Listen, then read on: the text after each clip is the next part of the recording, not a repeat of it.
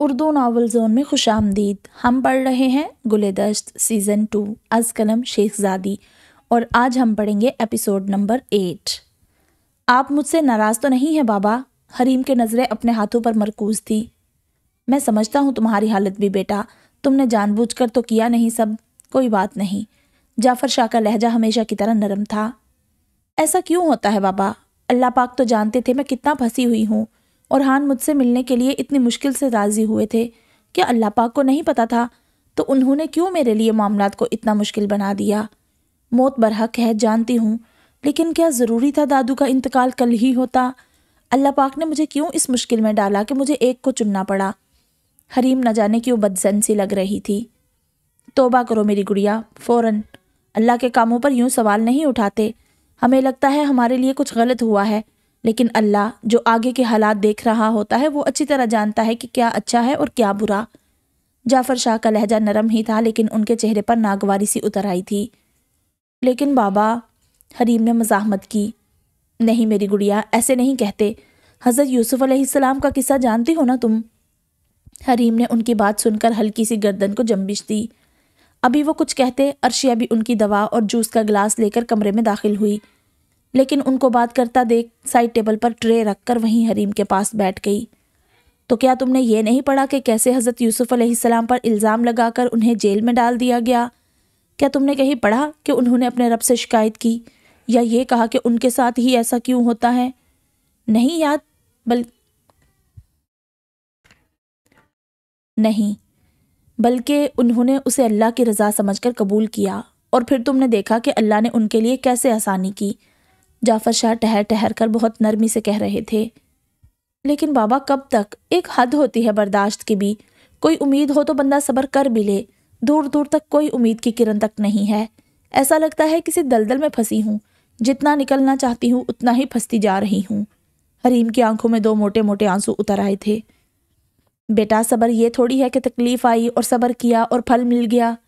صبر کے دوران دراصل توکل کا امتحان ہوتا ہے۔ پھر میں کہوں گا، حضرت یوسف علیہ السلام کا قصہ دیکھو۔ اللہ پاک نے اس قصے کو یوں ہی بیان نہیں کیا قرآن پاک میں، یوں ہی پوری صورت ان کے نام پر نہیں ہے۔ دراصل ان کی زندگی سے ہمیں بہت کچھ سیکھنے کو ملتا ہے۔ بیٹا، الزام لگتے ہیں، اپنے دغا دیتے ہیں، بے قدری بھی ہوتی ہے، لیکن صبر اور توکل یہ 2 ایسے ہتھیار ہیں جو مومن کو ہر ایک چیز سے کھینچ نکالتے ہیں۔ حضرت یوسف علیہ السلام نے اپنی پوری زندگی کن کن تکالیف میں گزاری؟ تمہیں کیا لگتا ہے جب ایک بچہ کنویں میں گرا دیا گیا ہو اور اس کے اپنے بھائی اسے چھوڑ کر چلے گئے ہیں تو انہیں کیسا لگا ہوگا؟ سوچو، پھر بازاروں میں بکنا، غلام کی زندگی گزارنا، پھر باکردار ہو کر الزام برداشت کرنا، بے قصور ہو کر سزا کاٹنا۔ کیا یہ سب آسان تھا؟ پوری زندگی تھی، ان کا پورا بچپن تھا۔ چاہتے تو شکایت کرتے کہ میرا بچپن کیوں مجھ سے چھن گیا، لیکن نہیں، لب پر صرف شکر تھا، صبر تھا، اللہ کی رضا کی امید تھی جو کہ حاصل کرنی تھی۔ اور پھر جب امتحان ختم ہوا تو پھر اپنے مل گئے، جو عزت کھوئی تھی وہ بھی واپس مل گئی، اور کئی گنا ہو کر واپس ملی۔ جہاں قید میں تھے وہاں اعلیٰ مقام پر فائز ہوئے۔ بیٹا، تو چھوٹی چھوٹی باتوں پر اللہ سے شکوہ نہیں کرتے، وہ جو ہمارے لیے سوچ رہا ہوتا وہ کئی گنا بہتر ہوتا ہے۔ عرشیہ جو کہ کوثر شاہ کی باتوں سے دل برداشتہ ہو رہی تھی، اسے بھی جعفر شاہ کی باتوں نے سکون پہنچایا تھا۔ اس نے لب سے کچھ نہیں کہا تھا، لیکن اس کا رب جانتا تھا، اس کا رب اس کے دل کے درد سے واقف تھا، تبھی اسے اس وقت اس نے جعفر شاہ کے کمرے میں بھیجا۔ وہ دل ہی دل میں اپنے رب کا شکر ادا کرتی کمرے سے باہر آ گئی۔ اس کے دل کو بہت سکون ملا تھا۔ مما، مجھے نانو کے گھر جانا ہے۔ عرشیہ باہر نکلی ہی تھی کہ علینا بھاگتی ہوئی آ کر عرشیہ کے دامن کو پکڑ کر بولی، بابا آئیں گے نا، پھر چلیں گے، ٹھیک ہے؟ عرشیہ نے بہت پیار سے اس کی تھوڑی کے نیچے ہاتھ رکھ کر کہا، ارے روحان بھائی جب آئیں گے تب آئیں، ابھی اس کا دل ہے، لے چلو، یہ تو رہا سامنے گھر۔ حریم جو کہ جعفر شاہ کے کمرے سے باہر نکل رہی تھی، ان دونوں کی باتیں سن کر ایک دم بولی، نہیں حریم، ابھی بہت سے مہمانوں نے آنا ہے، میں وہاں چلی گئی تو کام کون دیکھے گا؟ آنیہ کو بھی مائز کو لے کر جانا ہے، اس کا اپوائنٹمنٹ ہے۔ عرشیہ نے چہرے پر بنا کوئی شکایت کے آثار لاتے ہوئے کہا، تو نوکر کس کام کے لیے ہیں؟ وہ کر لیں گے سب کام، اور میں بھی تو ہوں، حریم نے اپنائیت سے کہا۔ نوکر کے کام میں اور گھر کے لوگوں کے کام میں فرق ہوتا ہے۔ اتنے مہمان آئیں گے، سوگ کا گھر ہے، اور گھر کی بہو مائکے جا کر بیٹھ جائے، یہ کوئی اچھی بات تو نہیں ہے۔ کوثر شاہ پھر سے اپنی کینچی جیسی زبان لے کر حاضر ہو گئی تھی۔ نہیں امی، میں نہیں جا رہی، وہ تو علینا، عرشیہ نے ڈر کر ایک دم کہا۔ وہ جانتی تھی کہ پھر سے اسے تلخ باتیں سننی پڑیں گی۔ علینا کو بھی کسی نے کہا ہوگا، ایسے تو وہ کہے گی نہیں۔ کوثر شاہ جو کہ تھوڑی دیر پہلے والی بات پر تپی ہوئی تھی، اپنی ساری بھڑاس نکالنے لگی۔ چاچی، وہ کون سا پورے دن کے لیے جاتی ہے، ابھی جا کر ملوا کر لے آئے گی، اتنی سی بات ہے، آپ اتنا ریئیکٹ کیوں کر رہی ہیں؟ اور میں بھی تو ہوں، میں دیکھ لوں گی کام۔ حریم نے بہت ٹھنڈے لہجے میں کہا۔ اسے امید تھی اس کے کہنے سے وہ مان جائیں گی۔ میری بلا سے، جاؤ جا کر گھومو پھرو، ویسے بھی دادا بوجھ ہی تھے تم سب پر، ایک میت والے دن غیر حاضر تھی تو دوسری سوم میں غیر حاضر ہو جائے۔ ایک کام کرنا، مجھے تو عیدی والوں کے سپرد کر دینا، کیونکہ میں تو یہاں سب کو ہی کھلتی ہوں، کوئی مرے یا جیے، گھومنے پھرنے ملنے ملانے ختم نہیں ہونے چاہیے آج کل کے بچوں کے، اللہ ہی رحم کرے۔ کوثر شاہ زور زور سے کہتی اپنے کمرے میں چلی گئی، البتہ انہوں نے دروازے کو زور سے بند ضرور کیا تھا کہ پورے حال میں دھماکہ سا گونجا تھا۔ علینا نے بھی کس کر اپنے کانوں پر ہاتھ رکھ لیے۔ مما، مجھے نہیں جانا، علینا نے ڈرتے ڈرتے کہا اور بھاگ کر سیڑھیاں چڑھتی اوپر چلی گئی۔ تم ٹھیک ہو نا؟ حریم نے علینا کے جاتے ہی عرشیہ سے پوچھا۔ ہاں میں ٹھیک ہوں۔ عرشیہ نے آنکھیں جھکا لی تھی، شاید وہ اپنی آنکھ میں آئے آنسو نہیں دکھانا چاہتی تھی۔ ان کی بات حریم کو بھی بری لگی تھی، اس کی آنکھ میں بھی آنسو تھے، لیکن اب اسے اس سب کی عادت ہو گئی تھی، کیونکہ جب سے اورحان جیل گیا تھا کوثر شاہ کا رویہ اس سے بے انتہا تلخ ہو گیا تھا۔ شاید انہیں ڈر تھا کہ کہیں حریم واپس نہ آ جائے، یا اللہ جانے۔ اپنے کلائنٹ کے حق میں فیصلہ سنتے ہی اس کے چہرے پر ہلکی سی مسکراہٹ ابھری۔ اس نے اپنے ہاتھ کو سیدھا کرتے گھڑی میں وقت دیکھا اور بنا کسی کی جانب دیکھے کورٹ روم سے باہر نکل آیا۔ ایک ہاتھ جیب میں اور دوسرے ہاتھ سے بریف کیس پکڑے وہ سب کو نظر انداز کرتا چلا جا رہا تھا۔ اس کے انداز میں بلا کی نخوت تھی، تکبر تھا۔ کورٹ روم سے نکلتے ہی کئی رپورٹر اس کی جانب بڑھے، لیکن اس نے ایک نظر بھی اٹھا کر ان کی جانب نہ دیکھا۔ کسی ایک سوال کا جواب دینا تو بہت دور کی بات تھی۔ بلیک آڈی جو اس کی پرسنالٹی کو اور چار چاند لگا رہی تھی، اس کا دروازہ کھول کر اس نے اپنا بریف کیس اندر رکھا اور پھر پورے سٹائل سے اندر بیٹھ گیا۔ شاہویز سر، اس کے پرسنل سیکرٹری نے اس کی جانب ٹیبلٹ کرتے ہوئے اس کا نام پکارا۔ شاید وہ اسے آج کا شیڈیول دکھانا چاہتی تھی۔ سر، صرف اور صرف سر، شاہویز نے بنا اس کی جانب دیکھے کہا۔ لہجے میں اس قدر حقارت تھی کہ وہ بیچاری لڑکی وہیں خاموش ہو گئی۔ نام لینے سے منع کیا ہے تمہیں، تمہارا کام کرنے سے نہیں روکا۔ شیڈیول بتاؤ۔ لہجہ نہایت جارحانہ تھا۔ وہ لڑکی ایک دم گھبرا گئی۔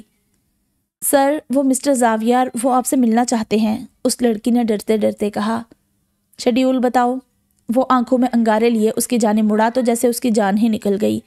سر، آج شام میں ایک میٹنگ ہے، اس کے علاوہ آج آپ کے لیے فی الحال کوئی ایسا کام نہیں ہے، اس نے اٹکتے اٹکتے کہا۔ زاویار سے میری بات کرواؤ، اس نے شیشے سے باہر دیکھتے ہوئے کہا۔ جی سر۔ موبائل پر کال ملاتے ہوئے اس کے ہاتھ بری طرح کانپ رہے تھے۔ وہ شاید بے انتہا خوفزدہ تھی۔ میری بات سنو لڑکی، خوفزدہ لڑکیاں مجھے پریشان کرتی ہیں۔ تم ایک کرمنل لائر کی پرسنل سیکرٹری ہو، کوئی تمہارے ماتھے پر گن رکھ دے تو تم تو مجھے مروا ہی دو گی۔ اپنی حالت پر ترس کھاؤ اور یہ نوکری چھوڑ دو، کیونکہ ایک تو لڑکی، اوپر سے ڈرپوک بیوقوف لڑکی، میرے لیے گھاٹے کا سودا ہے، سمجھی تم؟ اس کے ہاتھ سے فون لے کر اس کی جان نکالتے ہوئے وہ فون کان سے لگا گیا۔ جی زاویار صاحب، مجھ ناچیز کو یاد کیا آپ نے؟ شاہویز کا لہجہ اچانک ہی خوشگوار ہو گیا تھا۔ ملنا ہے، کیس کے سلسلے میں۔ مل لیتے ہیں، بولیں کہاں آنا ہے؟ شاہویز کا پورا چہرہ ہی ایک دم بدل گیا تھا۔ اس کے چہرے پر خوشی ہی خوشی تھی، جیسے نہ جانے وہ زاویار سے بات کر کے کتنا خوش ہے۔ انا للہ و انا الیہ راجعون، سن کر دکھ ہوا۔ چلے پھر رات میں ملتے ہیں، یہ کہہ کر اس نے فون بند کر دیا۔ نیا کیس آیا ہے، یا تو تم اپنے ڈرامے ختم کر کے سنجیدگی سے یہ جاب کرو، ورنہ تم چاہو تو اسی وقت جا سکتی ہو۔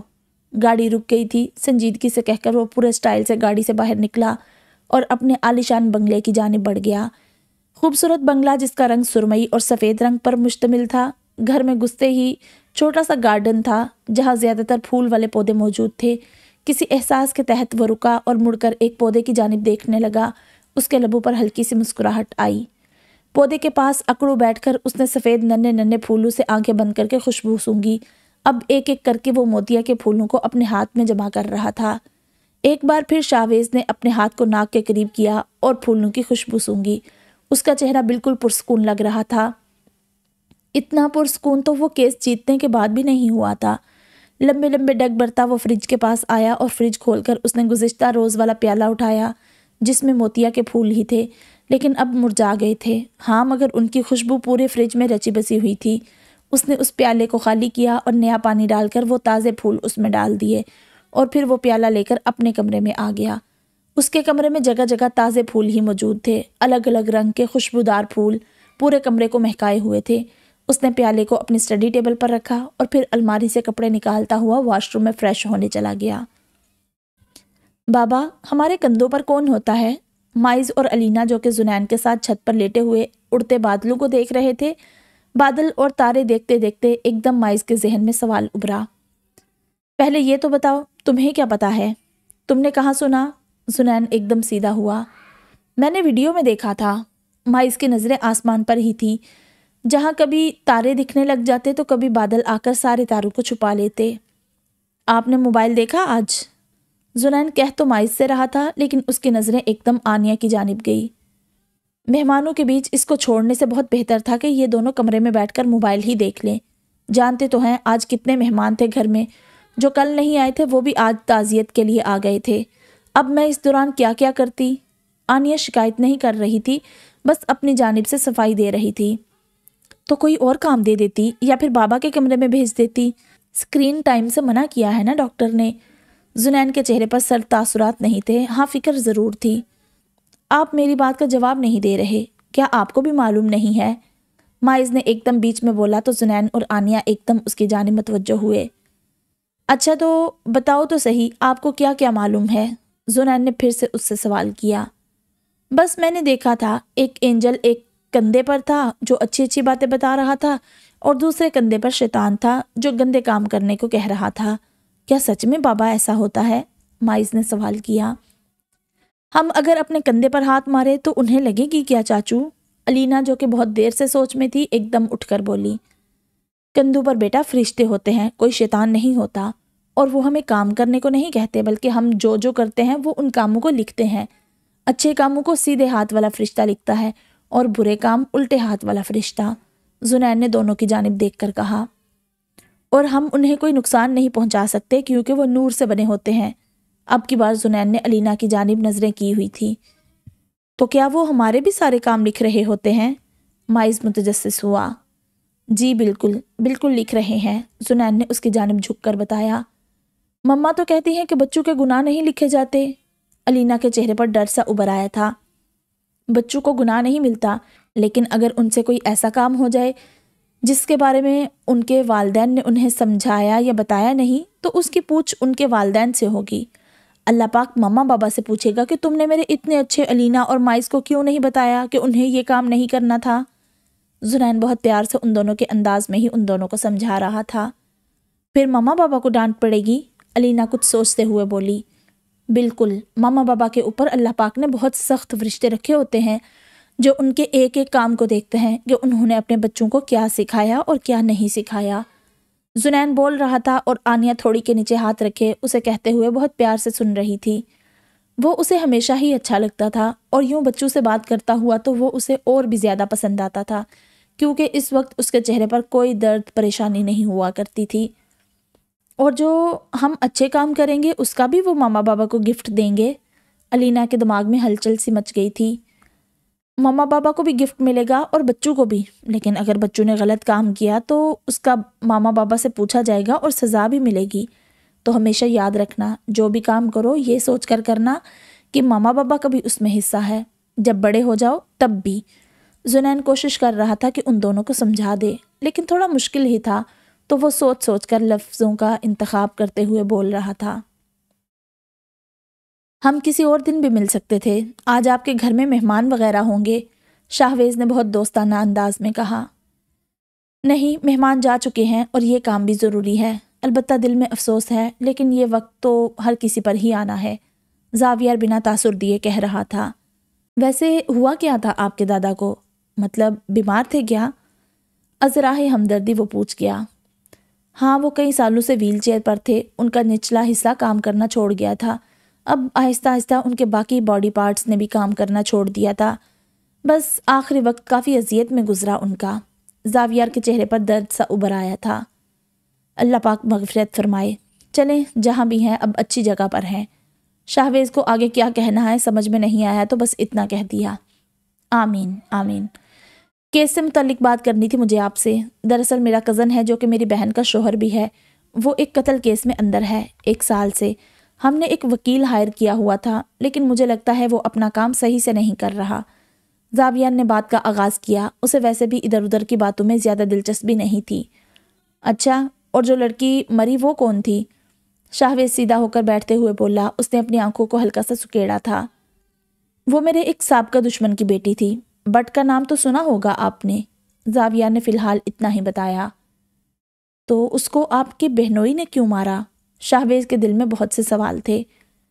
دراصل وہ لڑکی میرے بہنوئی کی کلاس فیلو تھی اور اسے پسند کرتی تھی۔ جس دن میری بہن اور اس کی شادی ہوئی، اس نے اس کے اگلے ہی روز میری بہن پر تیزاب پھینکنا چاہا۔ میری بہن تو بچ گئی، لیکن اس لڑکی کی ہاف باڈی اور میرا کزن اورحان کہیں کہیں سے جلا۔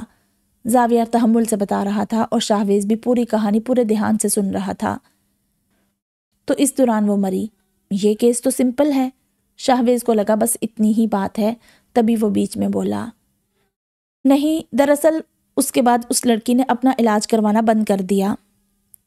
تھوڑی آدھ مغزی تھی، تو بس اس کی شرط تھی میرا کزن اورحان اس سے روز جا کر ملے، تب ہی وہ اپنا علاج کروائے گی۔ خیر وہ مان گیا اور وہ ریکور بھی ہوتی جا رہی تھی، لیکن 3 سال مکمل خیال اور علاج کے بعد جب وہ ریکور ہو گئی تو نہ جانے کیوں اس نے ایک بار پھر خودکشی کرنے کی کوشش کی، اور اسی دوران میری بہن کے ہاتھ سے گن چل گئی، جس کا الزام اورحان نے اپنے سر لے لیا۔ اب مسئلہ یہ ہے کہ اورحان خود اس کیس کو پیچیدہ کر رہا ہے، وہ بار بار خود ہی اعتراف کر لیتا ہے، کیونکہ دوسری صورت میں میری بہن پر الزام آتا ہے، اور مجھے لگتا ہے تم ہمیں اس سب سے نکال سکتے ہو۔ زاویار نے مختصر الفاظوں میں پوری کہانی شاہویز کے سامنے رکھ دی۔ یہ تو کافی حد تک پیچیدہ کیس ہے، چلے مزہ آئے گا اسے جیت کر۔ شاہویز کی آنکھوں میں چمک سی آئی۔ مجھے تم سے یہی امید تھی شاہویز۔ زاویار کو بھی ریلیکس سا فیل ہوا۔ اب مجھے آپ کی بہن سے ملنا ہے سب سے پہلے، کیونکہ اہم سسپیکٹ تو وہی ہیں۔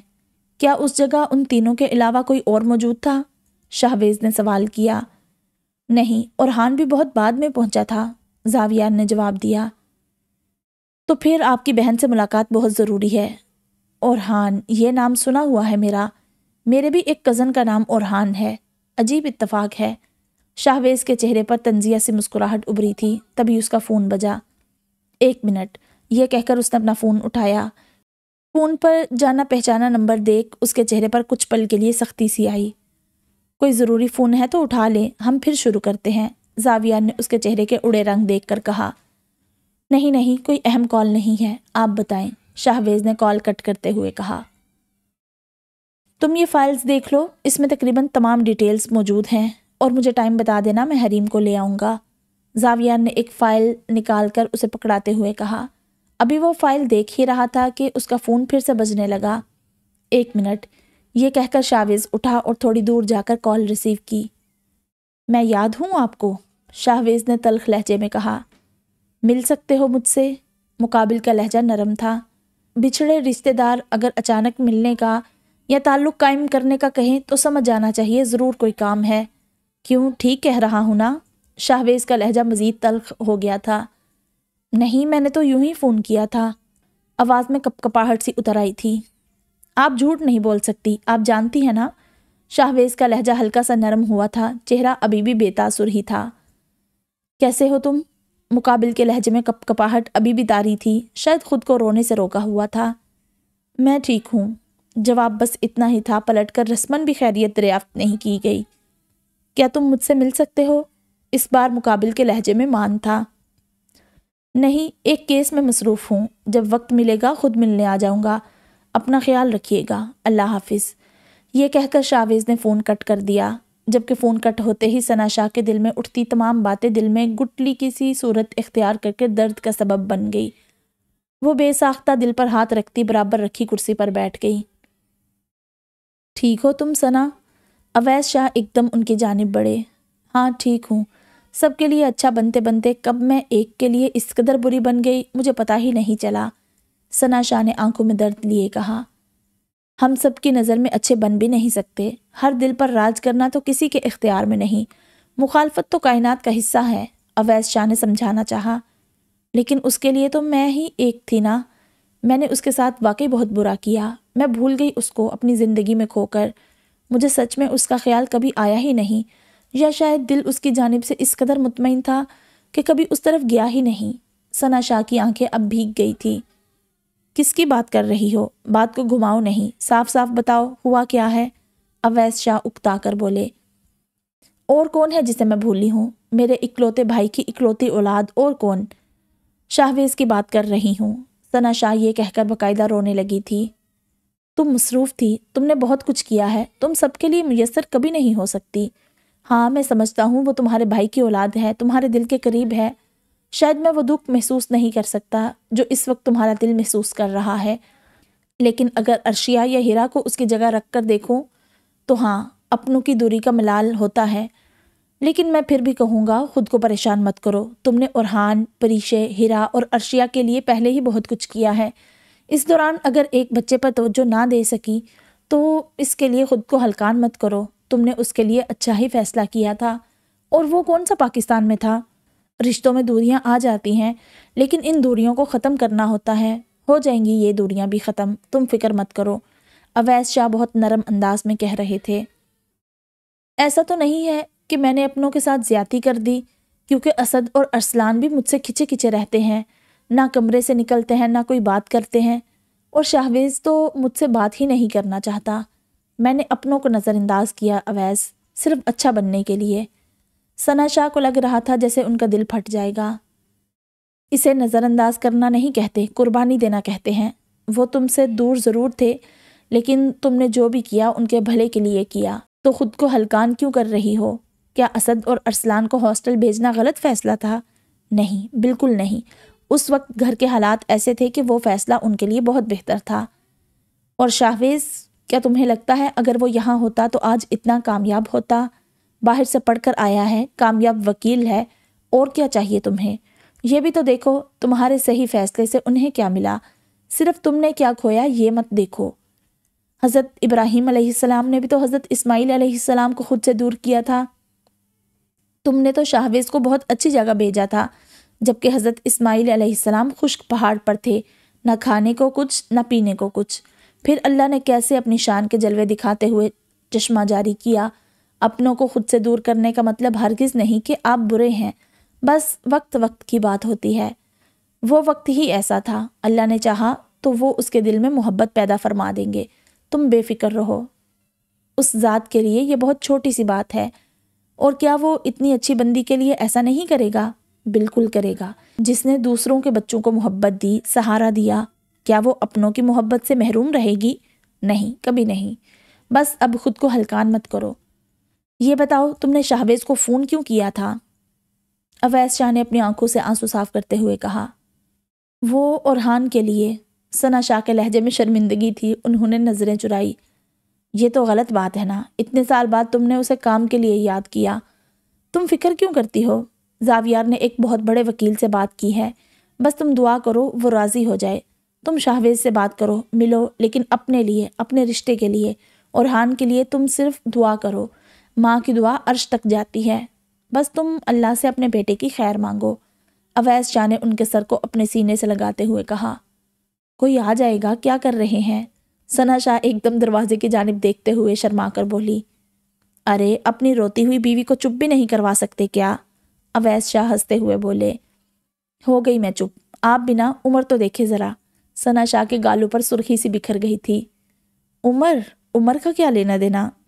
اپنی بیوی سے محبت میں مرتے دم تک کرنے کا حق رکھتا ہوں، اویس شاہ نے ان کا ہاتھ پکڑتے ہوئے کہا۔ توبہ توبہ، ہٹے یہاں سے، یہ کہتے ہوئے ثنا شاہ ایک دم کھڑی ہو گئی۔ دوسروں کو وقت اور محبت نہ دینے کا دکھ ہے آپ کو، اور عمر کا بہانہ کر کے جو آپ نے اپنے شوہر کے ساتھ ظلم کیا ہے اس کا کیا؟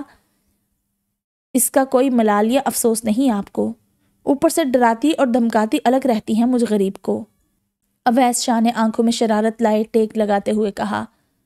بالکل بچے ہیں آپ، بس دکھنے میں بڑے ہو گئے ہیں۔ ثنا شاہ اب باقاعدہ مسکرا رہی تھی۔ تو جناب، انسان بوڑھا دل سے ہوتا ہے، اپنی سوچ سے ہوتا ہے، ورنہ تو کچھ بچے بڑوں کی طرح سوچتے ہوئے دیکھے ہیں میں نے۔ بات صرف سوچ کی ہوتی ہے کہ آپ خود کو کس عکس میں ڈھالتے ہو۔ اویس شاہ نے مذاق میں بات بالکل صحیح کہی تھی۔ آپ نے گیس کا بل بھروا دیا یا نہیں؟ ثنا شاہ کو نہ جانے کہاں سے یاد آیا۔ یہ گیس، بجلی کا بل ہر بات کا حصہ کیوں بن گئے ہیں آخر؟ اویس شاہ کا موڈ خراب ہوا تھا کیونکہ آج آخری تاریخ تھی۔ ثنا شاہ مصنوعی سا ناراض ہوتے ہوئے بولی، بھروا دیا بھائی، یہ دیکھ لو۔ جیب سے بل نکال کر ہاتھ میں تھمایا۔ چلو شکر ہے۔ بل کو ان کے ہاتھ سے لے کر ایک نظر دیکھ کر ثنا شاہ نے دراز میں رکھا اور لائٹ بند کرتے ہوئے اپنی جگہ پر جا کر لیٹ گئی۔ تصدیق کی ہے آپ نے؟ دیکھ رہا ہوں میں۔ اویس شاہ کو ثنا شاہ کا بل دیکھنا برا لگا تھا۔ تو کیا ہوا؟ یہ تو نفسیاتی طور پر ہر عورت کا بنیادی حق ہے کہ وہ ہر چیز کو دیکھے پرکھے۔ ثنا شاہ نے اپنی ہنسی دبائی۔ اور ازدواجی طور پر عورت کا کوئی حق نہیں کہ وہ اپنے بوڑھے شوہر سے تھوڑا اچھے سے ہی بات کر لیا کرے؟ اویس شاہ پھر سے میدان میں کودے۔ ابھی تو آپ جوان تھے، اب 1 منٹ میں بوڑھے ہو گئے، بڑی جلدی عمر گھٹ اور بڑھ رہی ہے۔ ثنا شاہ نے کروٹ لے لی تھی، جس کا صاف اشارہ تھا کہ اب وہ سونے لگی ہیں۔ اس کے بعد اویس شاہ کی کچھ اور کہنے کی ہمت ہی نہ ہوئی تو وہ بھی سونے کے لیے لیٹ گئے۔ مائز، سو جاؤ پلیز۔ آنیا نے گھڑی میں ٹائم دیکھا تو 3 بج رہے تھے۔ اس نے ایک لمبی سی جمائی لیتے ہوئے التجائی طور پر مائز سے کہا، نیند نہیں آ رہی مما۔ مائز نے معصوم سی آنکھیں جو کہ نیند سے کوسوں دور تھی آنیا کی جانب کرتے ہوئے کہا، مائز شاہ، مما بہت تھکی ہوئی ہیں، پلیز سو جاؤ۔ یہ کہتے ہوئے آنیا نے آنکھیں بند کر لی۔ مما آپ سو جائیں نا، پکا میں کہیں نہیں جاؤں گا۔ مائز نے آنکھوں کو 2 دفعہ جھپکتے ہوئے بہت معصومیت سے کہا، سن رہے ہیں نا آپ اپنے بیٹے کی باتیں؟ آنیا نے گہری نیند سوئے زنین سے کہا تو زنین نے گہری نیند میں ہی بس ہاں ہاں میں جواب دیا اور دوسری جانب کروٹ لے لی۔ مائز، چلو درود شریف پڑھو۔ آنیا نے کوہنی کے بل لیٹتے ہوئے مائز سے کہا۔ درود شریف کیوں پڑھواتی ہیں؟ بجائے سونے کے مائز اٹھ کر بیٹھ گیا تھا۔ ایک تو تمہارے دماغ میں سوال اتنے اٹھتے ہیں، یہی وجہ ہے تمہیں نیند نہیں آتی۔ اس کے ماتھے پر ہلکا سا ہاتھ مارتے ہوئے آنیا مسکراتے ہوئے بولی، بتائیں نا، میں یہی سوچتا رہوں گا پھر۔ مائز نے دنیا کی سب سے معصوم دھمکی دی۔ کیونکہ درود شریف پڑھنے سے سکون ملتا ہے، آنیا نے مختصر سا جواب دیا۔ کیسے ملتا ہے یہی تو پوچھ رہا ہوں۔ مائز اور اس کے سوال، جو ہمارے پیارے نبی حضرت محمد صلی اللہ علیہ وآلہ وسلم ہے نا، وہ اللہ کے محبوب ہیں۔ اللہ پاک انہیں تمام مخلوق میں سب سے زیادہ پسند کرتے ہیں۔ جب کوئی بندہ ان پر درود بھیجتا ہے نا تو اللہ پاک کہتے ہیں، یہ کون ہے جو میرے محبوب پر درود بھیج رہا ہے؟ ارے یہ تو مائز ہے۔ پھر وہ دیکھتے ہیں مائز کیوں درود پڑھ رہا ہے، تو پھر وہ درود پڑھنے کی وجہ پوری کر دیتے ہیں فوراً۔ وہ کہتے ہیں مائز نے اتنا اچھا کام کیا، اب اس کی بات بھی پوری ہونی چاہیے، بس اسی لیے مائز کو نیند آ جاتی ہے۔ آنیا نے اس کے ہاتھ کو پکڑ کر بہت آہستہ آہستہ سے اس کی ہتھیلی کو سہلاتے ہوئے کہا، پھر تو ہمیں جو بھی کام کروانا ہو اس کے لیے درود شریف ہی پڑھ لینا چاہیے، ہے نا مما؟ مائز کے ذہن میں نئے سوال پیدا ہونے لگے تھے۔ جی بالکل، درود شریف پڑھنے سے باقی کام بھی ہو جاتے ہیں۔ آنیا کو شدید نیند آ رہی تھی اور اس پر مائز کے سوال، اس کا سر بھاری ہونے لگا تھا۔ پھر میں درود شریف پڑھ کر بابا کے سر کا درد ختم کروا دوں گا، مائز نے زنین کو دیکھتے ہوئے کہا۔ مائز کی بات سنتے ہی آنیا کی آنکھوں میں آنسو آ گئے تھے۔ تم سو تو جاؤ پہلے، پھر صبح کرنا جو کرنا ہے۔ چلو پڑھو درود شریف۔ آنیا نے اسے پکڑ کر اپنے پاس لٹایا اور آنکھوں سے آنسو پونچھتے ہوئے اسے خود میں بھیجتے ہوئے بولی۔ مائز نے درود شریف پڑھنا شروع کر دیا تھا۔ آنیا خاموشی سے لیٹے ہوئے اس کی توتلی زبان میں درود شریف سن رہی تھی۔ سنتے سنتے اس کی آنکھ کب لگی اسے پتہ ہی نہیں چلا۔ کچھ دیر بعد جھٹکے سے اس کی آنکھ کھلی تو اس نے گھبرا کر مائز کو دیکھا۔ مائز بے خبر سو رہا تھا۔ گھڑی میں ٹائم دیکھا تو رات کے 4 بج رہے تھے۔ اس نے سکون کا سانس لیا اور آہستہ سے دوسری جانب کروٹ لے کر لیٹ گئی۔ بے شک وہ کچھ گھنٹے ہی اب نیند لے گی، لیکن سکون کی لے گی کیونکہ اس کا بچہ سو گیا تھا۔ ماں کی محبت یہی تو ہوتی ہے، بے لوث، فکر سے بھری، لیکن جب اولاد کو سکون میں دیکھ لیتی ہے تو خود بخود ہی پرسکون ہو جاتی ہے۔ زندگی میں اتار چڑھاؤ تھے، لیکن اس نے ان اتار چڑھاؤ کو قبول کیا تھا اور بنا کوئی شکایت لب پر لائے انہیں عبور کر رہی تھی۔ فجر کی نماز پڑھنے کے بعد آج اس نے پریشے کو جلدی ہی تیار کر دیا تھا۔ اسے بیڈ پر احتیاط سے بٹھاتے ہوئے وہ کمرے سے نکلا اور کچن میں جا پہنچا۔ کچن کی لائٹ بند تھی، وہ جانتا تھا ابھی کچن میں کوئی نہیں ہوگا، تبھی وہ اس وقت آیا تھا۔ لائٹ کو جلا کر اس نے ایپرن اٹھایا اور تیزی سے کیبنٹ کی جانب بڑھا۔ چائے کے برتن میں اپنے لیے چائے چڑھا کر اس نے دوسرے چولہے پر پین رکھا، ساتھ ہی ساتھ وہ بریڈ اور گندا ہوا آٹا بھی فریج سے نکال لایا۔ پھرتی سے ہاتھ چلاتے اس نے پہلے ایک چھوٹا سا بالکل گولڈن پراٹھا بنایا اور اب وہ بریڈ کو ہلکی آنچ پر چھوڑ کر فریج سے انڈے نکال کر پھینٹ رہا تھا، تبھی کچن میں عرشیہ آ گئی۔ بھائی جان آپ کیوں بنا رہے ہیں؟ میں بنا دیتی، اس نے آگے بڑھتے ہوئے کہا۔ مجھے معلوم ہے تم بنا دیتی، کوئی بات نہیں، میں نے سوچا دیکھو مجھے بنانا آتا بھی ہے کہ نہیں، لیکن دیکھو مجھے سب یاد ہے۔ زاویار اپنے ہاتھ کی بنی چیزوں کو ستائش سے دیکھ کر بولا۔ آپ نے امی کی بات کا برا مان لیا نا؟ عرشیہ شرمندہ سی ہوئی۔ نہیں، وہ صحیح ہی تو کہہ رہی تھی، سچ کڑوا ہوتا ہے۔ ان کی بات کڑوی تھی کیونکہ سچ تھی، زاویار ہلکا سا مسکراتے ہوئے بولا اور ناشتے کی ٹرے اٹھا کر کچن سے باہر نکل گیا۔ بھائی آپ؟ آنیا جو کہ کچن کے گیٹ پر زاویار سے ٹکراتے ٹکراتے بچی تھی ایک دم سے بولی۔ اپنی بیوی کے لیے ناشتہ بنا کر لے جا رہا ہوں، تم لوگوں کو کیا مسئلہ ہے؟ اپنے شوہروں کو بولو تمہیں بھی بنا دیں۔ مجھے نظر لگا رہی ہو تم دونوں؟ زاویار نے بات کو اس قدر خوش اسلوبی سے گھمایا کہ دونوں کی دونوں دیکھتی رہ گئی اور وہ بنا کوئی شور شرابہ کیے اپنا کام کر کے چلا بھی گیا تھا۔ اللہ پاک ان کی زندگی میں آسانیاں آ جائیں، ہر ایک کی زندگی کو خوشحال بنانے والا شخص، ہر ایک کی زندگی سے کانٹے چننے والا شخص جب اس قدر مشکل میں ہوتا ہے تو دل بہت دکھ محسوس کرتا ہے، آنیا میں کچن میں آتے ہوئے کہا۔ صحیح کہہ رہی ہو، اب تو ان دونوں کو اپنی زندگی ہنسی خوشی جینی تھی، اور دیکھو کیا ہو گیا، کسی کی نظر لگ گئی شاید۔ عرشیہ کا چہرہ بھی ایک دم اتر گیا۔ پریشے کو دیکھو، ہنستی کھیلتی ہر وقت لوگوں کے چہروں پر ہنسی لانے والی آج ہنسنا ہی بھول گئی ہے۔ سچ کہہ رہی ہو، نظر ہی لگی ہے، اللہ پاک ان کی مشکلات کو دور فرمائے، آنیا نے پانی کا گلاس بھر کر کرسی پر بیٹھتے ہوئے کہا۔ چلو بھائی ناشتہ آ گیا، زاویار نے ناشتے کی ٹرے سائڈ ٹیبل پر رکھتے ہوئے کہا۔ چہرے پر ہلکی سی مسکراہٹ تھی جو کہ اسے اس قدر حسین بنا رہی تھی کہ دیکھنے والا پلک تک جھپکنے سے قاصر ہو جائے۔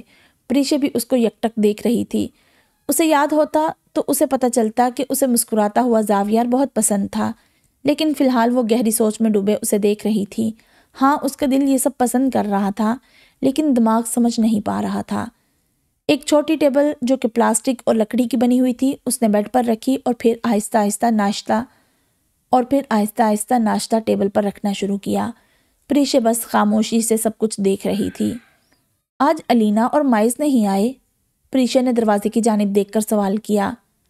ارے واہ، آج تو تم نے ان دونوں کے نام آسانی سے لیے، کہیں چاکلیٹ آج تمہیں تو نہیں چاہیے؟ زاویار دل سے خوش ہوا تھا۔ آپ مجھے میٹھا کھانے دیں گے؟ پریشے کے چہرے پر خوشی سی آئی تھی۔ ابھی نہیں، پہلے تم جلدی جلدی گھر میں سب کے نام یاد کرو پھر۔ زاویار نے ایک نوالا بنا کر پریشے کے منہ میں رکھتے ہوئے کہا اور پھر دوسرا نوالا بنا کر اپنا ناشتہ شروع کیا۔ اچھا آج باہر چلتے ہیں شام میں، چلو گی؟ پریشے کا منہ بالکل اتر گیا تھا، تبھی زاویار نے اس کا موڈ خوشگوار کرنے کے لیے کہا۔ سب دیکھتے ہیں مجھے نہیں جانا، پریشے نے انکار کیا۔ دیکھنے دو، لوگ دیکھتے ہی ہیں، ہر کسی کو دیکھتے ہیں، جس میں کمی نہ ہو تو اس میں کمی تلاش کرنے کے لیے دیکھتے ہیں، جس میں خوبیاں ہوں اسے حسد کی نگاہ سے دیکھتے ہیں۔ دیکھنے سے کیا ہوتا ہے، بس ہم شام میں چلیں گے، زاویار کہتا جا رہا تھا اور ساتھ ہی ساتھ ایک نوالا اسے کھلاتا پھر دوسرا خود کھاتا۔ السلام علیکم، الینا دروازے کو دھڑ سے کھول کر کمرے میں آ کر زوردار آواز میں بولی۔ الینا، زاویار نے مڑ کر اس کو دیکھتے ہوئے کہا۔ اچھا سوری، کانوں کو ہاتھ لگاتی وہ واپس باہر گئی اور دروازے کو نوک کرنے لگی۔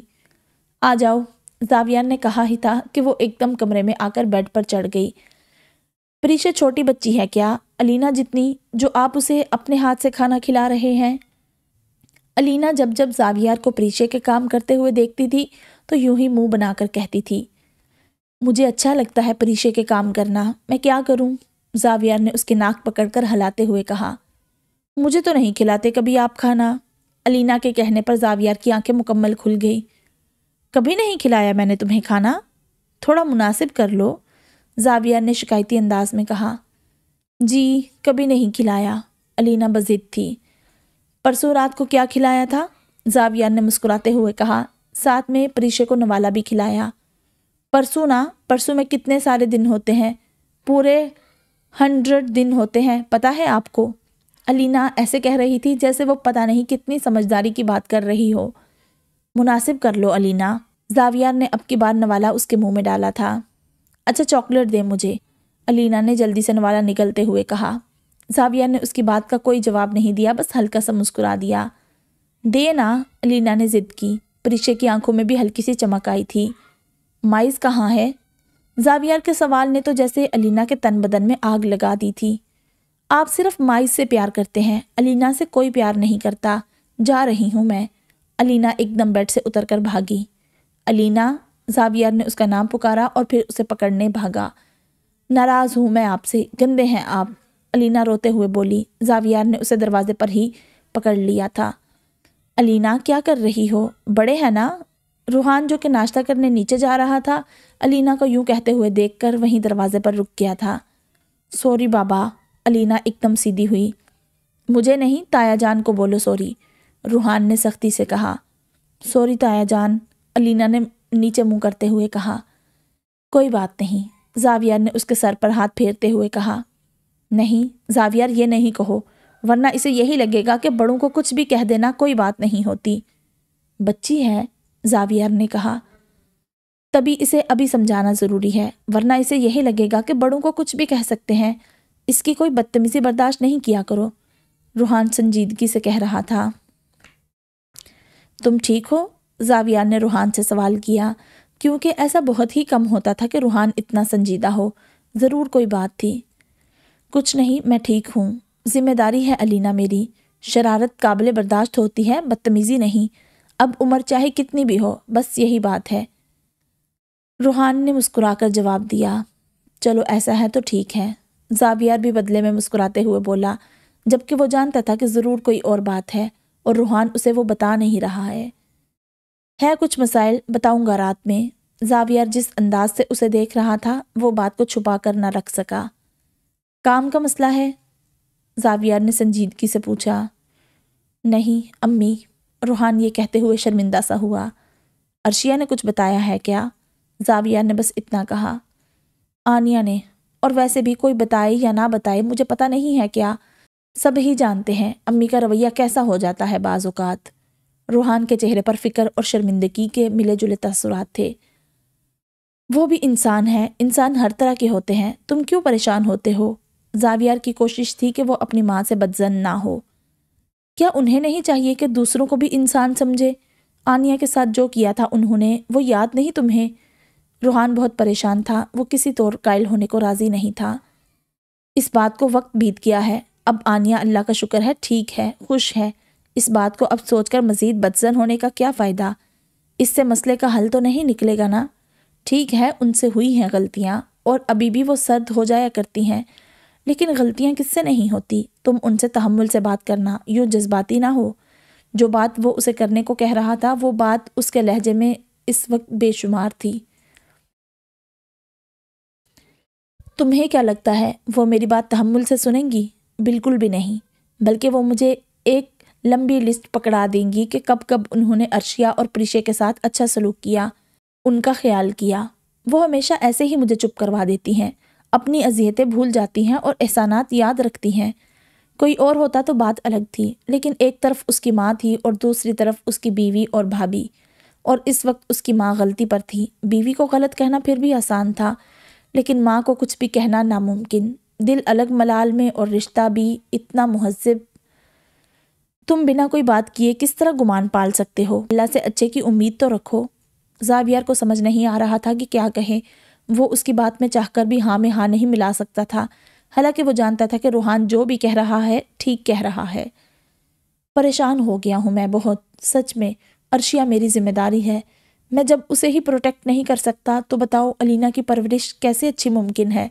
अर्शिया के साथ पहले ही इतने मसाइल हैं, उस पर अगर अम्मी की जानिब से उसे मज़ीद उलझनें मिलती रहेंगी तो कैसे चलेगा? माँ के पैरों तले जन्नत होती है, जानते हो ना क्यों होती है? क्योंकि वो एक नस्ल की परवरिश करती है, इस्लाम से, दीन से, अल्लाह से अपनी औलाद का राब्ता कायम करवाती है, अच्छे बुरे की बच्चों को तमीज़ सिखाती है। مجھے بتاؤ، اگر وہ یوں ہی دل برداشتہ رہے گی، خود کو کمتر سمجھے گی، احسان و تلے دبی رہے گی، تو وہ کیا آگے پہنچائے گی؟ میں چاہتا ہوں وہ ایک مضبوط ماں بنے۔ اس کے لیے اسے پہلے ایک مضبوط عورت بننا ہوگا، اور امی کے طعنوں اور بار بار اس کی کمزوریاں اور کوتاہیاں گنوانے سے وہ مزید پستی کی جانب جا رہی ہے۔ میں کیا کروں؟ روحان نے سارا مسئلہ زاویار کے سامنے رکھ دیا تھا۔ دیکھو میرے بھائی، تمہاری بات بالکل ٹھیک ہے، لیکن اس بات کا حل صرف یوں ہی ممکن ہے کہ تم ان سے اکیلے میں بات کرو، ایسی جگہ جہاں صرف تم اور چاچی ہو اور کوئی نہیں۔ انہیں تم اس بات کا احساس دلانا کہ وہ تمہارے لیے کتنی اہم ہے، اور پھر ساتھ ہی اس بات کا بھی کہ تمہاری بیٹی کے لیے اس کی ماں کتنی اہم ہے۔ اللہ سے مدد مانگنا، انشاءاللہ سب بہتر ہوگا۔ زاویار کی کوشش تھی کہ بات مثبت طریقے سے ہی ہو جائے، کیونکہ یہ ایک ایسا معاملہ تھا جہاں اگر روحان نے بھی ذرا سی اونچ نیچ کی تو اس کی کہی گئی تمام صحیح باتیں اس ایک غلط بات کی زد میں آ کر بے معنی ہو جائیں گی۔ میں کرتا ہوں کچھ، دعا کرنا میرے لیے، اللہ پاک ان کے دل میں نرمی ڈال دے۔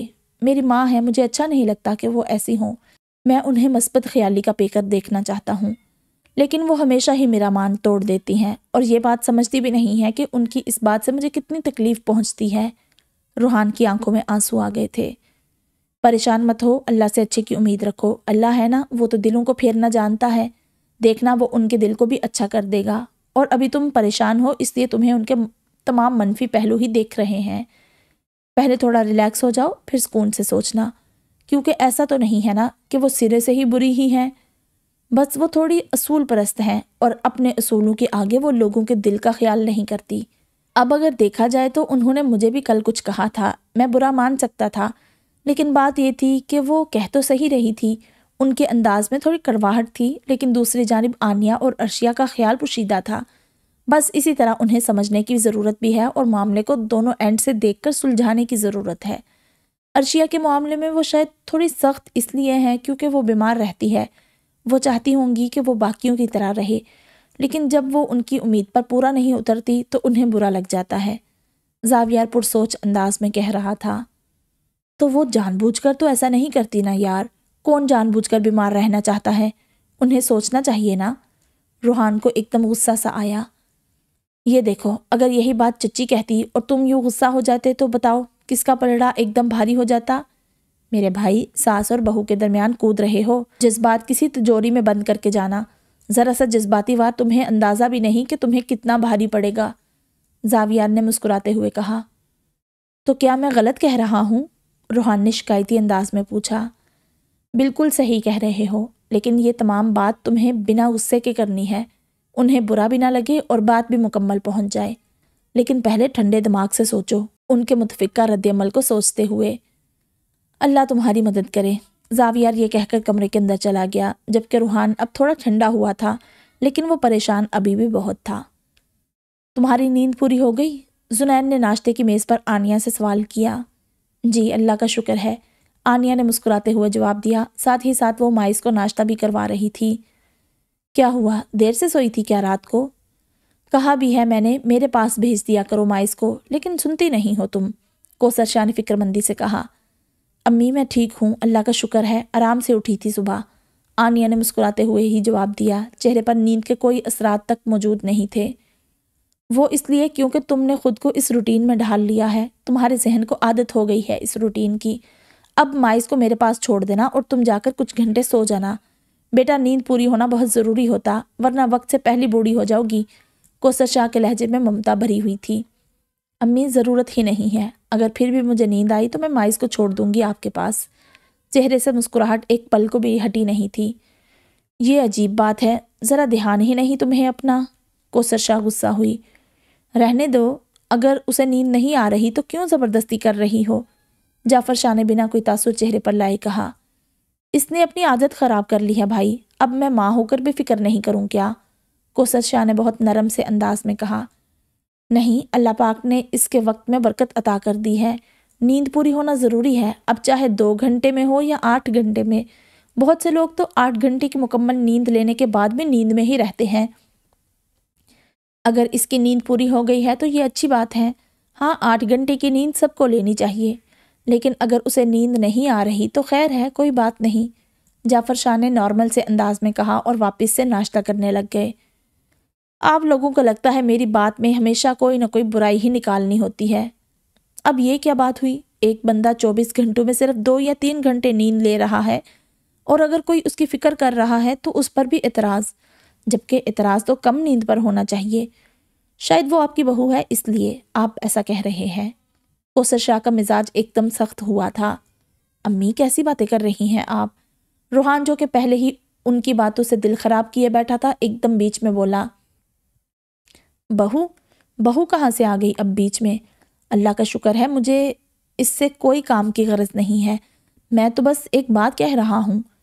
جعفر شاہ مسکرانے کی کوشش کر رہے تھے جبکہ وہ تھوڑا کھسیانے سے ہوئے تھے۔ تو پھر میں اور کیا سمجھوں؟ وہ سو نہیں رہی ہے، میں بس اتنا ہی تو کہہ رہی ہوں، جا کر کچھ دیر سو جائے۔ اب اس میں وقت کی برکت اور باقی سب کا کیا لینا دینا؟ اس کے سونے لیٹ جانے سے کیا کسی کا نقصان ہو جائے گا؟ کوثر شاہ تنک کر بولی۔ امی کیا ہو گیا ہے آپ کو؟ آنیہ بھی ایک دم شرمندہ سی ہوئی۔ تم بھی مجھے ہی بولو، کوثر شاہ نے آنیہ کی جانب گھورتے ہوئے کہا۔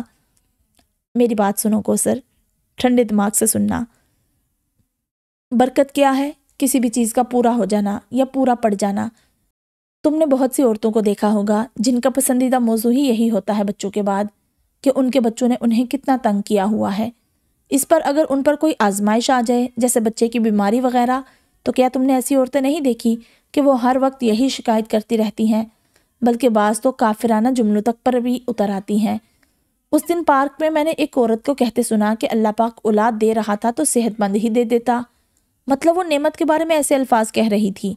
اولاد ہونا ایک نعمت ہے، اور صحت مند اولاد اس سے بڑی نعمت، پھر دیندار اولاد ہونا اس سے بڑی نعمت۔ تو جب تم پہلے درجے پر ہی ناشکرے ہو گئے تو کیا اجر ملا؟ کیا نعمت کے معاملے میں کوتاہی نہیں ہوگی؟ لیکن اگر ہم اپنی آنیہ کی بات کریں تو جب سے مائز پیدا ہوا ہے اس بچی نے ایک بار بھی کوئی شکایت نہیں کی، بلکہ میں نے تو اسے ہمیشہ مائز کا خیال رکھتے، اسے پیار کرتے اور اللہ کا شکر ادا کرتے دیکھا ہے۔ میں نے کبھی اسے کوئی ناشکری برا کلمہ ادا کرتے بھی نہیں دیکھا۔ اصل میں جو لوگ ناشکری کرتے ہیں، دل میں کجی رکھتے ہیں، جن کو حاصل کی قدر نہیں ہوتی، یا یہ کہہ لو جن کے دل کبھی بھرتے نہیں ہیں، اللہ پاک ایسے لوگوں کے وقت سے برکت چھین لیتا ہے۔ بعض لوگوں کو تم نے دیکھا ہوگا یہ کہتے ہوئے کہ نیند ہی پوری نہیں ہوئی، ایک ہی کام کیا تھا، وقت ایسے گزرا کہ پتہ ہی نہیں چلا۔ یا پھر دن رات کی شکایت کرتے سنا ہوگا کہ دن رات کیسے جلدی جلدی گزر رہے ہیں۔ کیا کبھی سوچا ہے ایسا کیوں ہوا ہے؟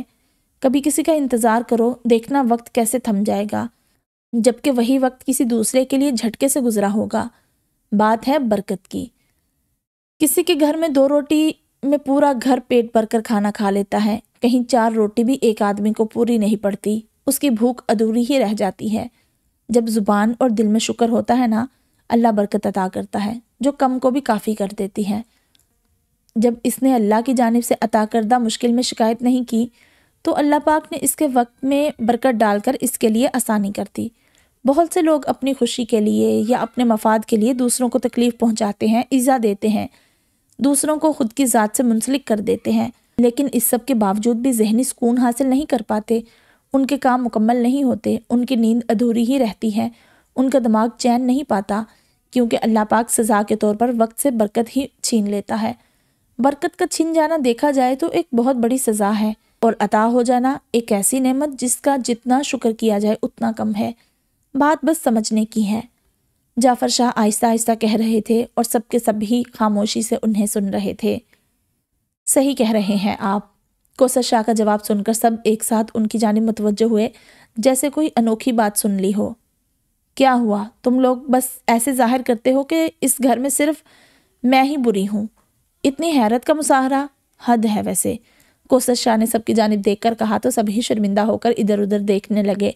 البتہ زنین جو کہ مزاج کا ذرا شوخ تھا، اپنی ہنسی کو دبانے کی کوشش کرنے لگا، کیونکہ کوثر شاہ نے جو بات کہی تھی وہ سچ ہی تھی۔ آنیہ نے پاؤں کی مدد سے زنین کو اپنی مسکراہٹ ختم کرنے کا اشارہ کیا، لیکن وہ زنین ہی کیا جو ایسے موقعوں پر ہنسی دبا لے۔ آنیہ کے اشارے کے بعد تو اس نے باقاعدہ زور سے کہا لگا دیا۔ کوثر شاہ بس اسے گھورتی ہی رہ گئی، جبکہ آنیہ مکمل شرمندہ سی ہو کر مائز کی جانب متوجہ ہو گئی۔ زندہ ہو تم؟ بڑی ڈھیٹ ہڈی ہو بھائی، حیرت ہے۔ سکندر نے کمرے کے اندر داخل ہوتے ہی ناک پر ہاتھ رکھتے ہوئے کہا۔ راؤ جو کہ نڈھال سا کرسی پر تقریباً ڈھلکا ہوا بیٹھا تھا بمشکل ہی آنکھیں کھول کر سکندر کی جانب دیکھنے لگا۔ اس کے لب ہلکی سی حرکت کر رہے تھے، شاید وہ کچھ کہنا چاہ رہا تھا لیکن شدید کمزوری کی وجہ سے کچھ بھی کہنے سے قاصر تھا۔ حرام کا پیسہ سچ میں چمڑی کو بہت سخت کر دیتا ہے۔ سکندر پر اس کی لاغر حالت کا کوئی اثر نہیں پڑا تھا، بلکہ ایسا لگ رہا تھا جیسے کسی کا نیم مردہ حالت وجود اس کے سامنے موجود ہی نہ ہو۔ تمہاری موت اس سے بھی بدتر ہوگی، راؤ نے اپنی پوری طاقت لگا کر کہا، لیکن اس کی اتنی محنت کے بعد بھی اس کی آواز سکندر کے کانوں تک نہ پہنچی تھی۔ کیا؟ کچھ کہا کیا؟ تم نے اگر اتنی گندگی نہ پھیلائی ہوتی تو میں ضرور تمہارے پاس آ کر تمہاری بات سنتا۔ سوری یار، میں ایسے تو اس کمرے میں بھی کھڑا نہیں ہو سکتا۔ پلیز اگلی بار آؤں تو خدا کا واسطہ ہے تمہیں مر جانا۔ یوں تمہیں اس حالت میں دیکھ کر الٹی آتی ہے مجھے۔ یہ کہہ کر سکندر کمرے سے باہر چلا گیا اور باہر نکل کر اس نے جھرجھری لیتے ہوئے کمرے کو لاک لگایا اور پھر سیٹی بجاتے ہوئے جیب میں ہاتھ ڈالتا وہاں سے چلا گیا۔ تم سنبھال لوگی نا؟ زاویہ نے گاڑی میں بیٹھی حریم کی جانب دیکھ کر سوال کیا۔ اس کی آنکھوں میں حریم کے لیے واضح فکر تھی۔ جی بھائی، میں دیکھ لوں گی۔ آپ پریشان کیوں ہوتے ہیں؟ میں بچی نہیں ہوں اور پہلے کی طرح کمزور تو بالکل بھی نہیں ہوں، حریم نے پورے اعتماد سے کہا تو زاویہ کی آنکھوں میں چھوٹے چھوٹے سے 2 موتی ابھر آئے جنہیں اس نے فوراً ہی چھپایا۔ مجھے اگر پریچے کو لے کر ڈاکٹر کے پاس نہیں جانا ہوتا تو میں تمہیں یوں اکیلے کبھی نہ چھوڑتا، لیکن شاہویز میرے بھروسے کا وکیل ہے، اچھا لڑکا ہے، بس اسی لیے اس پر بھروسہ کر سکتا ہوں۔ تم اسے آرام سے تسلی سے ساری ڈیٹیل بتا دینا، کوشش کرنا ایک ایک بات یاد کر کے بتا دو، زاویہ نے ایک ریسٹورانٹ کے سامنے گاڑی روکتے ہوئے کہا۔ فائلز انہی کے پاس ہے نا؟ حریم نے سوال کیا۔ آنکھوں میں کوئی تاثرات نہیں تھے، ہر تاثر سے، ہر جذبات سے خالی آنکھیں، ان میں اب وہ چمک بھی نہیں تھی جو پہلے ہوا کرتی تھی۔ ہاں اسی کے پاس ہے، چلو اندر تک چھوڑ دیتا ہوں، زاویہ نے گاڑی سے باہر نکلتے ہوئے کہا۔ دوسری جانب سے حریم بھی گاڑی سے باہر نکل گئی تھی۔ میں چلی جاؤں گی بھائی، آپ آرام سے جائیں، حریم نے زاویہ کو سمجھایا۔ تم پہچانو گی کیسے؟ چلو آؤ اندر، زاویہ یہ کہتے ہوئے آگے بڑھ گیا، جبکہ حریم اس کے بعد خاموشی سے اس کے پیچھے چلتی رہی۔ کچھ ہی دیر میں وہ دونوں ایک ٹیبل پر پہنچے جہاں شاہویز پہلے سے بیٹھا فائلز کو غور سے پڑھ رہا تھا۔ اس نے ایک ڈائری بھی کھول رکھی تھی جہاں بہت سے پوائنٹس لکھے ہوئے تھے، ساتھ ہی ساتھ کونے میں اس نے دفعات بھی لکھی ہوئی تھی۔ حریم خاموشی سے اس کی ڈائری کے ان صفحات کو دیکھنے لگی۔ شاہویز، یہ ہے میری بہن حریم، اورحان کی وائف، اور حریم یہ ہے شاہویز احمد، آج سے اورحان کا کیس یہ دیکھیں گے۔ زاویہ نے چھوٹا سا تعارف کروایا، بدلے میں ان دونوں نے نہ تو کوئی مسکراہٹ چہرے پر سجائی نہ ہی رسماً سلام دعا ہی کی، بلکہ بالکل بے تاثر چہرہ لیے دونوں ہی زاویہ کو دیکھتے رہے۔ مجھے جانا ہے، حریم سے تمہیں جو پوچھنا ہے پوچھ لو، حریم مجھے کال کر دینا، میں لینے آ جاؤں گا۔ یہ کہہ کر زاویہ فوراً ہی وہاں سے چلا گیا۔ اسے بہت مشکل سے ایک بہت بڑی ڈاکٹر کا اپوائنٹمنٹ ملا تھا آج پریچے کے لیے، وہ چاہ کر بھی اسے مس نہیں کر سکتا تھا، ورنہ وہ یہاں سے کبھی نہ جاتا۔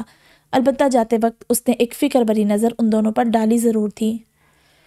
جی مس، تو وہ قتل آپ نے کیا تھا؟ شاہویز نے حریم کی آنکھوں میں جھانکتے ہوئے انتہائی صفاقی سے پوچھا۔ وہ قتل نہیں تھا، ایک ایکسیڈنٹ تھا، بدلے میں حریم نے بھی اس کی آنکھوں میں پورے رعب سے دیکھتے ہوئے جواب دیا۔ قتل تو ہوا نا؟ شاہویز اس انداز سے دیکھ رہا تھا کہ حریم سہم جائے، لیکن وہ جانتا نہیں تھا کہ اب حریم ڈرنے والوں میں سے نہیں تھی۔ شاید وہ اسے اگر کچھ سال پہلے ملتا تو وہ اب تک رو چکی ہوتی۔ قتل نہیں ہوا، وہ ایک حادثہ تھا جس میں شفق کی جان گئی، حریم پورے اعتماد سے بولی۔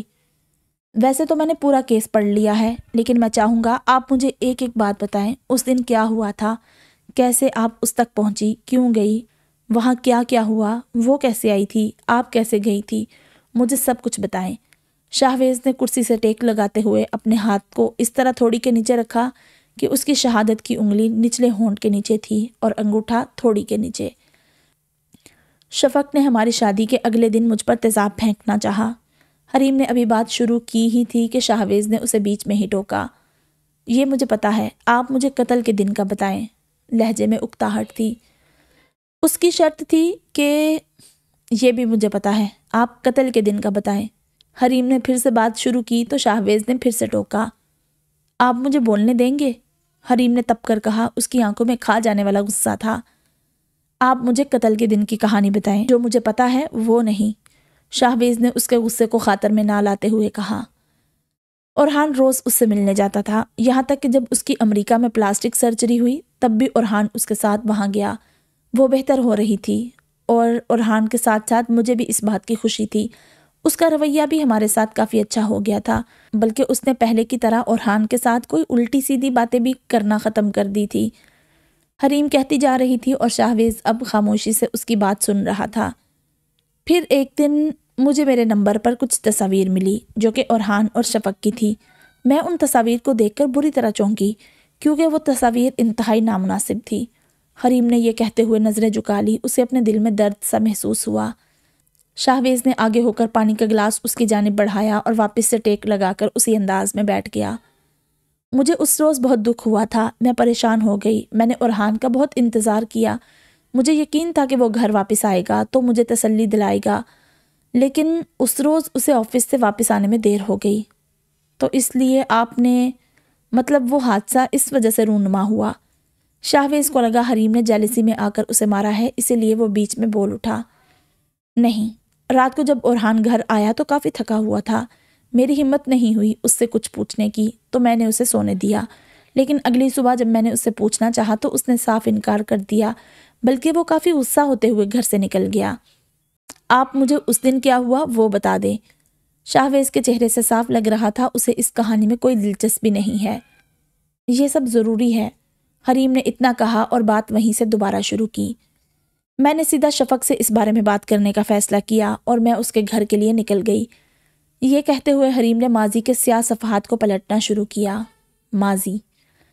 تم یہاں کیسے اس وقت؟ شفق نے ایک ادا سے کہا، حالانکہ اس کا چہرہ ابھی بھی خراب ہی تھا لیکن پہلے کے مقابل میں حد درجہ بہتر تھا۔ مجھے تم سے بات کرنی ہے، حریم نے دو ٹوک لہجے میں کہا۔ خیریت تو ہے؟ بولو۔ شفق کا لہجہ دوستانہ تھا۔ مجھے ان تصاویر کی حقیقت بتاؤ، حریم نے اس کے سامنے موبائل اسکرین کرتے ہوئے کہا۔ ان کی کیا حقیقت بتاؤں میں تمہیں؟ حقیقت تمہارے سامنے تو ہے، اب تم مجھ سے کیا سننا چاہتی ہو؟ شفق کے چہرے پر فاتحانہ سی مسکراہٹ سجی۔ شفق، باتوں کو مت گھماؤ، حریم نے چلا کر کہا۔ شفق کے اس انداز سے اس کے دل میں ایک کیل سی گڑنے لگی تھی۔ مجھ پر مت چلاؤ، تم نے اسے کھو دیا۔ حیرت ہے یہ تصاویر آخر کس نے اور کب کھینچی؟ شفق نے حریم کا ہاتھ پکڑ کر موبائل اپنی جانب کرتے ہوئے کہا، البتہ تصاویر کے لیے اس کی آنکھوں میں ستائش موجود تھی۔ تم یہاں کیا کر رہی ہو حریم؟ اورحان کی آواز سے وہ ایک دم چونکی، جبکہ اورحان بے نیاز سا دروازے کے اندر داخل ہو رہا تھا۔ تم اس وقت؟ تم تو آفس گئے تھے۔ حریم کے اوپر حیرت کا پہاڑ ٹوٹا تھا۔ ہاں، مجھے ایک ضروری کام تھا، اورحان نے نظریں چرائی۔ تم مجھے دھوکہ دے رہے ہو، وہ بھی اس کے لیے؟ حریم کے اوسان خطا ہو گئے تھے۔ دماغ ٹھیک بھی ہے تمہارا؟ جو تمہارے منہ میں آ رہا ہے بولے جا رہی ہو؟ اورحان حسب عادت پھر سے غصہ ہو گیا تھا، جبکہ شفق خاموشی سے کھڑی یہ سب دیکھ رہی تھی۔ اس کے دل کو تو جیسے راحت سی مل گئی تھی یہ منظر دیکھ کر۔ چلو گھر چلو، اورحان نے حریم کے ہاتھ کو کس کر پکڑتے ہوئے کہا۔ اورحان کا یہ کہنا تھا کہ حریم کی آنکھوں سے آنسو جاری ہونا شروع ہو گئے تھے۔ چلو تم یہاں سے۔ آنسو دیکھتے ہی اورحان کا پارا مزید اوپر ہو گیا اور وہ اسے کھینچتے ہوئے شفق کے گھر سے باہر لایا اور اپنی بائک کے پاس لا کر اس کا ہاتھ چھوڑا۔ وہ روحان سی اس کے ساتھ آ کر کھڑی ہو گئی، آنسو ابھی بھی آنکھوں سے جاری تھے۔ بیٹھو نا، گاڑی پر بیٹھ کر اس نے تڑک کر کہا تو وہ فوراً ہی اس کے پیچھے بیٹھ گئی۔ کیوں گئی تھی اس کے گھر ہیں؟ اورحان نے غصے سے بھرے لہجے میں بائک چلاتے ہوئے سوال کیا۔ حریم نے کوئی جواب نہیں دیا، بس شکستہ حال سی اورحان کے کندھوں پر اپنا سر رکھ دیا۔ وہ ٹوٹ پھوٹ کا شکار تھی۔ جو وہ سمجھ رہی تھی وہ یہ سب سمجھنا نہیں چاہتی تھی، اسے انکار چاہیے تھا۔ وہ چاہتی تھی اورحان صاف انکار کر دے، مکر جائے، لیکن ایسا تو وہاں کچھ ہوا ہی نہیں تھا۔ اورحان نے ایک گہرا سانس لیا اور بائک کو سائیڈ میں روکا۔ مجھ پر بھروسہ ہے؟ اورحان نے ہلکا سا مڑتے ہوئے کہا، اس طرح کہ حریم کا سر اس کی پشت سے نہ ہٹے۔ حریم نے کوئی جواب نہیں دیا۔ اگر نہیں ہے تو کرو، مجھ پر بھروسہ رکھو، میں کچھ بھی غلط نہیں کروں گا۔ اورحان نے بس اتنا کہا اور بائک کو واپس سے سٹارٹ کرتا تیزی سے نکل گیا۔ البتہ حریم، جو عام طور پر اتنی سپیڈ میں ڈر جایا کرتی تھی، یوں ہی سر رکھے بیٹھی رہی، اسے کسی چیز سے فرق ہی نہیں پڑ رہا تھا۔ حال مما، جن کیا ہوتے ہیں؟ کچن کے پاس ڈائننگ ٹیبل پر بیٹھی ڈرائنگ کی کچن کے پاس ڈائننگ ٹیبل پر بیٹھی ڈرائنگ کی کتاب میں کلر کرتے ہوئے علینا نے سوال کیا، جبکہ اس کے اس سوال نے عرشیہ کو سر سے پیر تک ہلا دیا تھا۔ کچھ نہیں ہوتا، تم اپنا کام کرو، عرشیہ نے فوراً ہی اسے ٹوکا۔ بتائیں نا مما، علینا اپنا ہاتھ روک کر پوچھ رہی تھی۔ تم کہاں سے یہ سب سیکھ رہی ہو؟ آج سے تمہارا موبائل بند ہے، سمجھی تم؟ عرشیہ نے سرد لہجے میں ڈانٹتے ہوئے کہا۔ موبائل سے پتہ نہیں چلا مما، مجھے تو انہوں نے بتایا ہے، علینا نے معصومیت سے کہا۔ کس نے؟ عرشیہ اب پوری طرح اس کی جانب متوجہ ہو گئی تھی۔ جعفر شاہ جو کہ صوفے پر بیٹھے تھے، علینا کی بات سن کر وہ بھی اسی جانب دیکھنے لگے تھے۔ وہ جو ہے نا، آپ نہیں جانتی انہیں، علینا نے اس طرح کہا جیسے وہ بہت سمجھداری کی بات کر رہی ہو اور اس کی مما کچھ نہیں جانتی ہو۔ کس نے؟ بتاؤ مجھے۔ عرشیہ ڈر گئی تھی، اس نے ایک نظر جعفر شاہ کو بھی دیکھا۔ مجھے نام نہیں پتا، یہ کہہ کر علینا واپس سے تصویر میں رنگ بھرنے لگ گئی۔ ارے واہ، علینا نے تو اتنا اچھا رنگ کیا ہے بھائی، جعفر شاہ اٹھ کر علینا کے پاس آ کر بولے۔ ہے نا دادا جان؟ علینا اپنی تعریف سن کر کھلکھلائی۔ تو آپ کیا پوچھ رہی تھی مما سے؟ جعفر شاہ نے ایک کلر اٹھا کر اس کے ساتھ رنگ بھرتے ہوئے پوچھا۔ جن کا پوچھ رہی تھی۔ جعفر شاہ کے کلر کرنے سے علینا نے اپنی رفتار بڑھائی، شاید وہ زیادہ سے زیادہ کلرنگ خود کرنا چاہتی تھی۔ جن بھی اللہ تعالیٰ نے پیدا کیے ہیں، لیکن ہمیں وہ نظر نہیں آتے، اور بچوں کو ان کے بارے میں زیادہ بات بھی نہیں کرنی چاہیے۔ جعفر شاہ کی نظریں صفحے پر تھی۔ کوئی نہیں، مجھے تو وہ دکھتے ہیں۔ اچھا، تو انہوں نے علینا کو بیوقوف بنایا؟ علینا نے آنکھیں چھوٹی کر کے کہا۔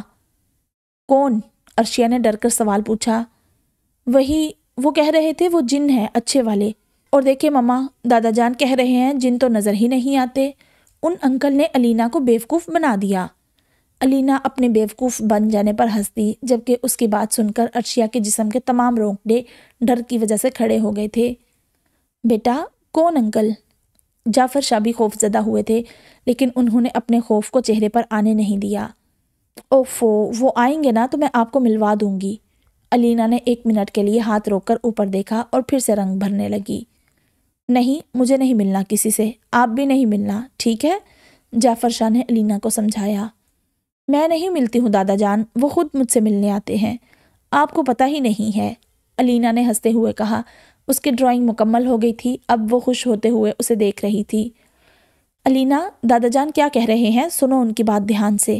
عرشیہ ایک دم غصے سے آگے بڑھی۔ تم غصہ مت کرو، علینا سمجھدار ہے، اب وہ اس سے نہیں ملے گی، ٹھیک ہے نا علینا؟ جعفر شاہ نے بہت پیار سے اس کے سر پر ہاتھ پھیرتے ہوئے کہا تو علینا نے فوراً ہی ہاں میں سر ہلا دیا اور کرسی سے اتر کر بھاگی۔ کہاں جا رہی ہو؟ عرشیہ نے پیچھے سے آواز لگائی۔ میں پریشے کو اپنی کلرنگ دکھانے جا رہی ہوں، علینا نے مڑ کر کہا اور سیڑھیاں چڑھنے لگی۔ خالہ نہیں ہے بیٹا، وہ تایا جان کے ساتھ ڈاکٹر کے پاس گئی ہیں، عرشیہ نے جیسے ہی کہا اس کے پیر وہیں سیڑھیوں پر جم گئے۔ علینا کو چھوڑ کر چلے گئے؟ علینا کی آنکھوں سے پل بھر میں ہی آنسو بہنے لگے۔ بیٹا، گھومنے نہیں گئے ہیں، وہ ڈاکٹر کے پاس گئے ہیں، عرشیہ نے سمجھانا چاہا۔ میں ناراض ہوں ان سے۔ علینا وہیں سیڑھیوں پر بیٹھ کر رونے لگی اور عرشیہ سب کچھ بھول بھال کر اسے بہلانے میں مصروف ہو گئی تھی، جبکہ جعفر شاہ ابھی بھی علینا کی ہی باتوں کو سوچ رہے تھے۔ ہو سکتا ہے اس نے اپنے ذہن میں کوئی کہانی بنا لی ہو سکتا ہے، ہونے کو تو کچھ بھی ہو سکتا ہے، جعفر شاہ نے دل ہی دل میں کہا۔ جو بھی تھا، یہ بات یوں ہی نظر انداز کرنے والی نہیں تھی، خاص طور پر عرشیہ کی بیٹی کے لیے تو بالکل بھی نہیں۔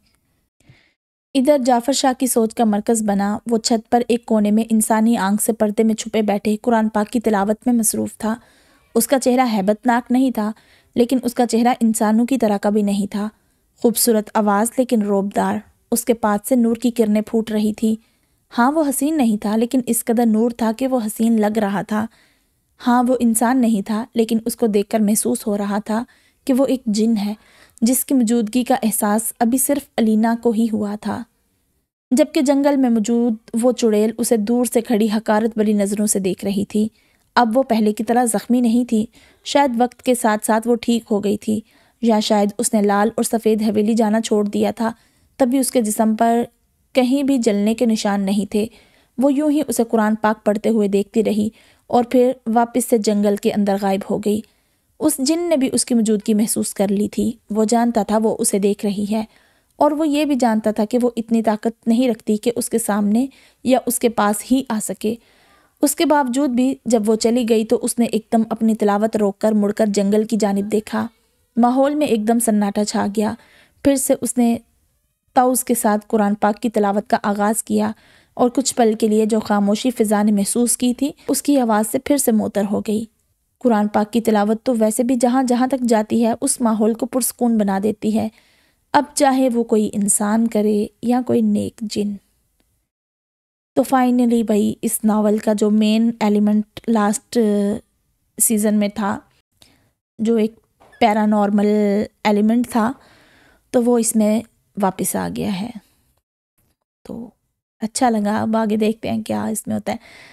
خیر جب میں پڑھ رہی ہوتی ہوں نا تو میں ابھی فی الحال ادھر روم میں کوئی نہیں ہے، تو جب میں پڑھ رہی ہوتی ہوں تو مجھے تھوڑا سا